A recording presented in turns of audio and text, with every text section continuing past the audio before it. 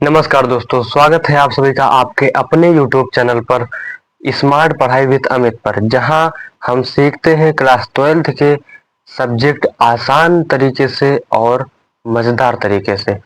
तो आज दोस्तों बोर्ड एग्जाम के लिए कुछ महत्वपूर्ण टॉपिक लाया हूं। तो आज इसी क्रम में हम बात करने वाले हैं अर्थशास्त्र की, जो कि चैप्टर 1 परिचय अध्याय का है और ये खंड का व्यष्टि अर्थशास्त्र से है।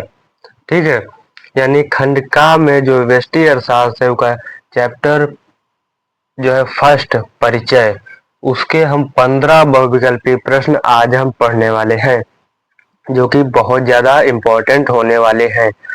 अब की बात जो है 2026 में बोर्ड आने वाला है, तो इस चैप्टर की जो आपको बहुविकल्पीय प्रश्न है आपको पूरे तैयार कर लेने हैं। इसमें से आपका बहुत क्वेश्चन फंस सकता है, ठीक है, फंस सकता है, तो इसको याद करना है आपको। तो चलते हैं, हम क्वेश्चन देख लेते हैं बिना टाइम वेस्ट किए। सबसे पहला क्वेश्चन है, अर्थशास्त्र के जनक कौन कहे जाते हैं? तो ऑप्शन है A Adam Smith, option B Mehta, option C Marshall, option D Ricardo. तो ऑप्शन सी आपका ऑप्शन ए आपका सही हो जाएगा। ठीक है। प्रश्न नंबर 2, समष्टि अर्थशास्त्र का मुख्य यंत्र है? तो ऑप्शन ए कीमत सिद्धांत, ऑप्शन बी राष्ट्रीय आय, ऑप्शन सी उत्पादन सिद्धांत, ऑप्शन डी उपयोगिता विश्लेषण। तो समष्टि अर्थशास्त्र का मुख्य यंत्र है राष्ट्रीय आय। ठीक है, क्योंकि समष्टि अर्थशास्त्र समग्रों का अध्ययन करती है, जैसे राष्ट्रीय रोजगार, राष्ट्रीय आय, और व्यष्टि अर्थशास्त्र छोटे लेवल पर जो है अध्ययन करती है, जैसे एक उपभोक्ता, एक परिवार, एक इकाई, एक फर्म। ठीक है। प्रश्न नंबर 3, केंद्रीय समस्याएं किसमें पाई जाती हैं? तो ऑप्शन ए मिश्रित अर्थव्यवस्था, ऑप्शन बी केंद्रीकृत अर्थव्यवस्था, ऑप्शन सी बाजार अर्थव्यवस्था, ऑप्शन डी इनमें से सभी। ठीक है, इन सभी में। तो ऑप्शन डी आपका सही हो जाएगा, इन सभी में पाई जाती है। और प्रश्न नंबर 4, उत्पादन का अर्थ है? उत्पादन का क्या अर्थ है?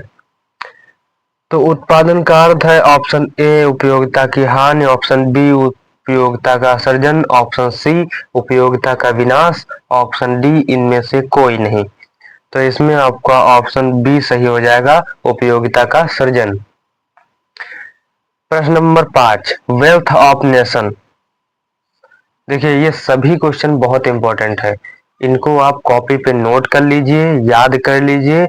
इनमें से आपके क्वेश्चन ज्यादातर फंसने वाले हैं, तो इसको जो है सीरियसली में लीजिएगा आप लोग। वेल्थ ऑफ नेशन नामक प्रसिद्ध पुस्तक किसने लिखी? तो option A Adam Smith, option B Robbins, option C Mehta, option D martial.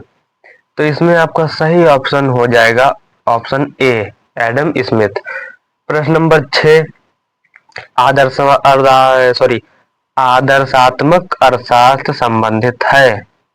Option A तथ्यों से, ऑप्शन बी विचारों से, ऑप्शन सी ए तथा बी दोनों से, ऑप्शन डी इन सभी से। तो इसमें आपका ऑप्शन बी सही हो जाएगा, विचारों से। प्रश्न नंबर 7, प्रश्न नंबर 7 आपका है, अर्थव्यवस्था की केंद्रीय समस्याएं हैं? तो ऑप्शन ए क्या उत्पादन हो, ऑप्शन बी कैसे उत्पादन हो, ऑप्शन सी कैसे वितरण हो, ऑप्शन डी ये सभी। तो आपका ऑप्शन डी सही हो जाएगा, ये सभी। ठीक है, आपका ऑप्शन डी सही हो जाएगा। प्रश्न नंबर 8, निम्नलिखित में से कौन सा व्यष्टि अर्थशास्त्र का अंग नहीं है? तो एक उपभोक्ता, ऑप्शन बी एक अर्थव्यवस्था, ऑप्शन सी एक फर्म, ऑप्शन डी एक परिवार इकाई। तो आपका ऑप्शन बी सही हो जाएगा, एक उपभोक्ता, सॉरी एक अर्थव्यवस्था, क्योंकि एक अर्थव्यवस्था जो है व्यष्टि अर्थशास्त्र का अंग नहीं है, बाकी ये तीनों हैं। व्यष्टि अर्थशास्त्र एक उपभोक्ता, एक फर्म, एक परिवार, एक जो है एक पे इकाई पे जो है छोटे लेवल पर इसका कार्य होता है। ठीक है, छोटे लेवल पर ये अध्ययन करते हैं। प्रश्न नंबर 9, प्रश्न नंबर 9, निम्नलिखित में से आर्थिक क्रियाओं में किसको सम्मिलित किया जाता है? तो ऑप्शन ए दान देना, ऑप्शन बी मंदिर जाना, ऑप्शन सी चिकित्सा, ऑप्शन डी इनमें से कोई नहीं। तो इसका सही ऑप्शन हो जाएगा ऑप्शन सी। प्रश्न नंबर 10, केंद्रीय नियोजित अर्थव्यवस्थाओं में आर्थिक क्रियाओं पर किसका नियंत्रण होता है? ऑप्शन ए उपभोक्ताओं का, ऑप्शन बी निजी फर्मों का, ऑप्शन सी उद्योगपतियों का, ऑप्शन डी सरकार का। तो ऑप्शन डी सही हो जाएगा, सरकार का नियंत्रण होता है। प्रश्न नंबर 11, निम्नलिखित में से कौन सा व्यष्टि अर्थशास्त्र का एक उदाहरण नहीं है? प्रश्न ऑप्शन नंबर ए एक उपभोक्ता सॉरी एक व्यक्ति की बचत, ऑप्शन नंबर बी अर्थव्यवस्था में समग्र मांग, ऑप्शन नंबर सी एक गृहस्थ का उपभोग, ऑप्शन नंबर डी एक फर्म का कीमत स्तर। तो ऑप्शन नंबर बी इसमें सही हो जाएगा, अर्थव्यवस्था में समग्र मांग। प्रश्न नंबर 12, सामान्य कीमत स्तर का अध्ययन एक विषय सामग्री है।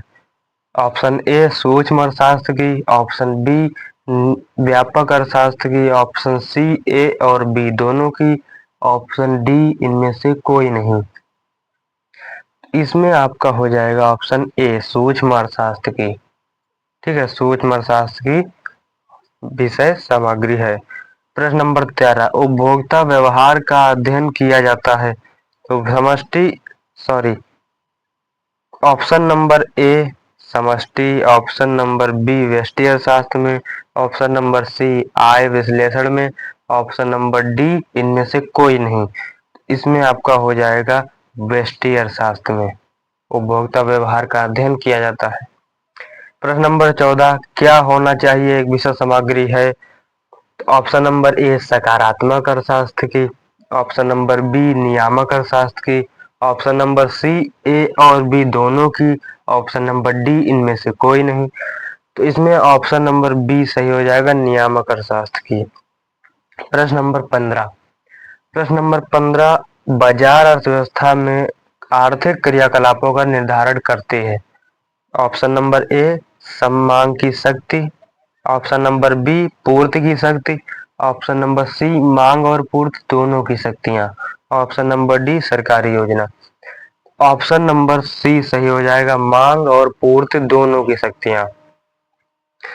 ये चैप्टर 1 का व्यष्टि अर्थशास्त्र में चैप्टर 1 का पूरे 15 बहुविकल्पी प्रश्न हैं, जो कि वेरी वेरी मोस्ट इम्पोर्टेंट हैं। इसमें से आपका बोर्ड एग्जाम में, प्री बोर्ड में और अर्धवार्षिक में फंसेगा। ठीक है, इनमें से क्योंकि चैप्टर 1 है, चैप्टर 1 से ज्यादा लिया जाता है। कम से कम 3 से 4 क्वेश्चन आपके इसमें से आ सकते हैं। 15 क्वेश्चन में से आपके 4 से 5 नंबर आपके पक्के हो सकते हैं।